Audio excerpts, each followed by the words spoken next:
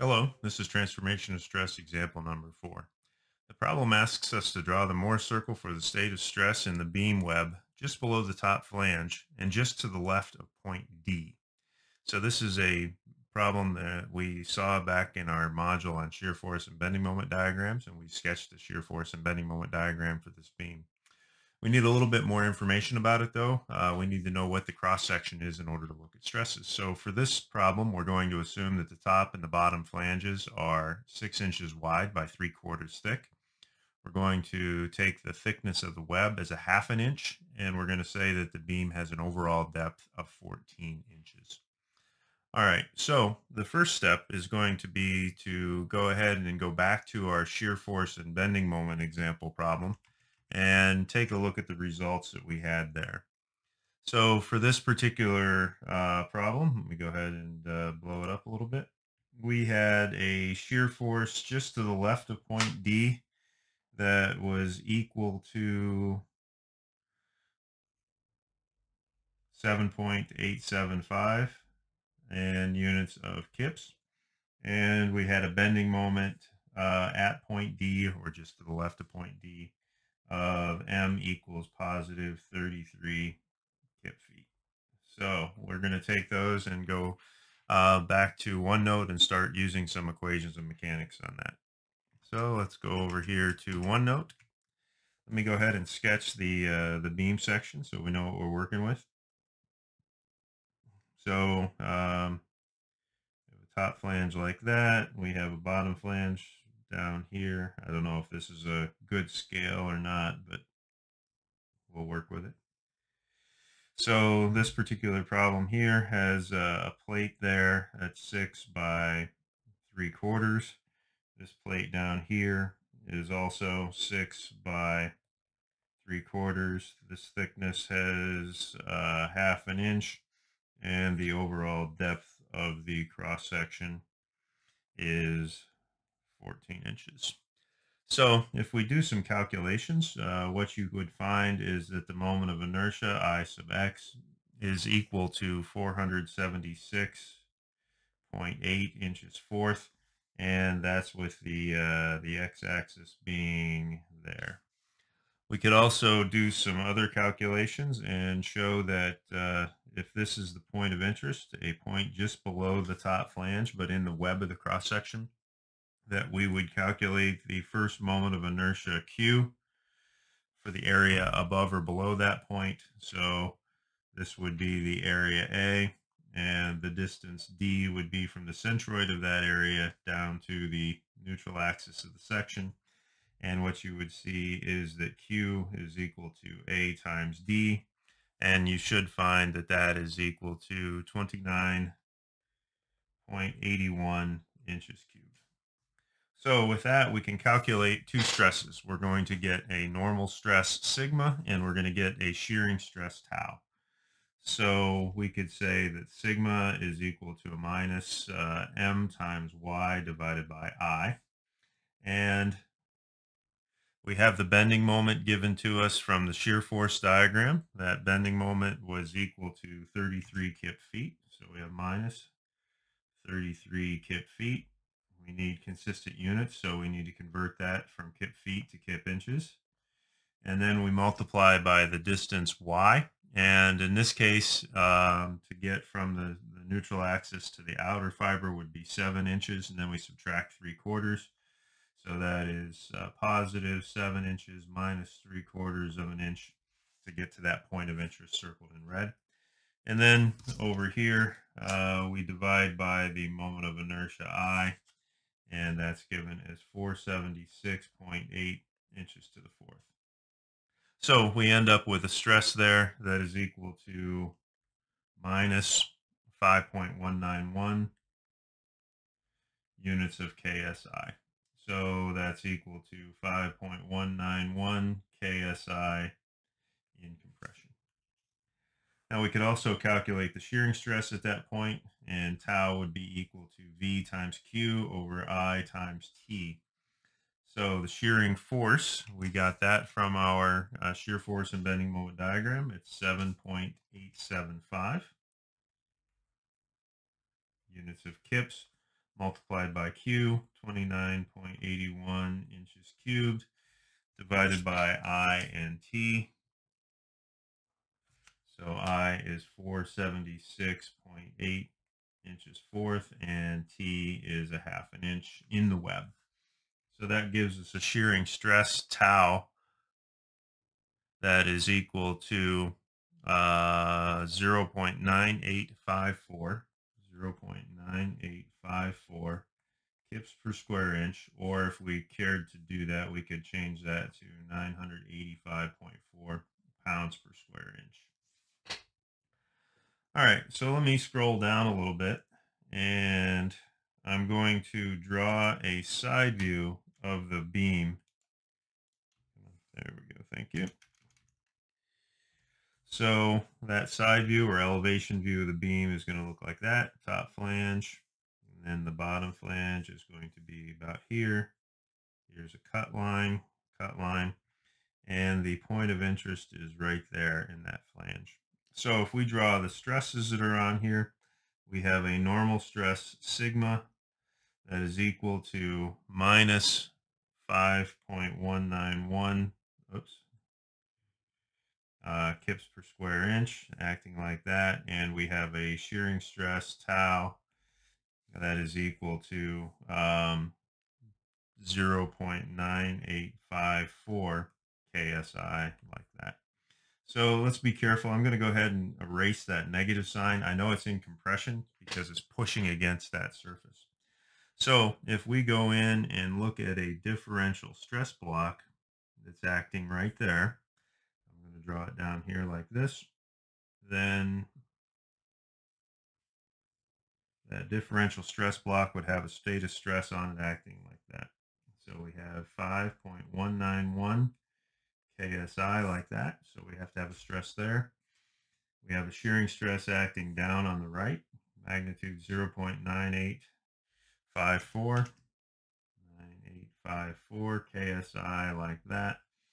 So that shearing stress has to go in that direction there. Shearing stress has to go there and there. So that's how that works. And then you could also say, well, I have a normal stress here equal to 0, or we could just not have those on there at all. So from this, then what we would say is that sigma x is equal to minus 5.191. We would say that sigma sub y is equal to 0, and we would say that tau xy is equal to minus 0.9854. And those are all in units of kips per square inch, like that. Okay, why is the tau negative? Well, because this, if the shearing stress points to the upper right corner, it means it's positive. If it points to the lower right corner, that means that it's negative. So since it points to the lower right corner, that means that that is a negative shearing stress. Okay. All right. You don't have to remember that, but it's good that you do. If you don't remember it, if you forget, then you can go to your equation sheet.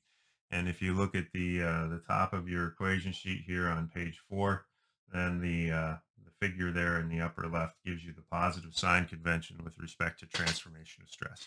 So that represents a third sign convention that we have. We have the original one that we use for statics, positive to the right, positive up, positive counterclockwise. We have the sign convention that we use for shear force and bending moments internal to a beam. So a positive bending moment causes compression on the top fiber. A positive shear force is downward on the right-hand end of a left-hand section. And then we have this third one for a differential element where shear stress is positive if it points to the upper right corner. Also on the equation sheet, if you you have the transformation of stress equations that are very useful, but also you have the two sketches of the Mohr circle that would guide you through how to draw a Mohr circle on the exam if you needed it. All right, so let's go back to OneNote. We have our state of stress drawn here. We know that sigma x is equal to minus 5. We know that sigma y is equal to 0. We know that tau xy is equal to minus 0.98. So let me scroll down and a little bit more space. And we'll go ahead and draw our Mohr circle. So let me put that there. All right, so For the Mohr's circle, what I'm going to do is start off by sketching my coordinate axes. Now, I have a sigma x equal to -5. I have a sigma y equal to 0. So I know that the Mohr's circle is going to lie to the left of my vertical axis. So I'm going to sketch my vertical axis over here. That is the tau axis. And then I'll sketch my horizontal axis like this. Okay, so that is my sigma axis, and I'm giving myself lots of space to the left. All right, now step number 1 is to plot sigma x comma minus tau xy. So for me, that is a minus 5.191 and a minus, positive 0.9854. It's not for me, it's for this example. So I'll take a scale of 1 square, is equal to 2.5. No, 1 square is equal to 0.5 KSI. So I go 1, 2, 3, 4, 5, 6, 7, 8, 9, 10, and then up 1, 2, and right about there is that first point. So that is sigma x comma minus tau xy. Okay, the second step is to plot sigma y comma plus tau xy. And for this, that is going to be 0 comma minus 0.9854. So 0 is right here. I go down right about there. Okay, so that is sigma y comma plus tau xy. Okay, the third step is to draw a line between those 2 points. Okay, like such.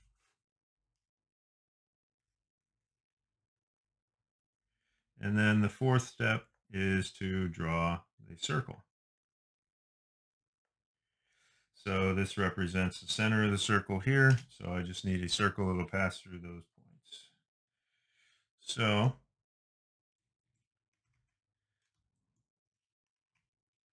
let's go up here to the drawing toolbar. We'll get my circle, and I will cheat a little bit.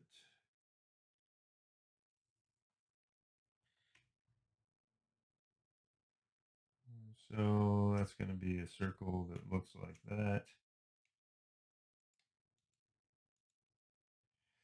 Let me move that around a little bit.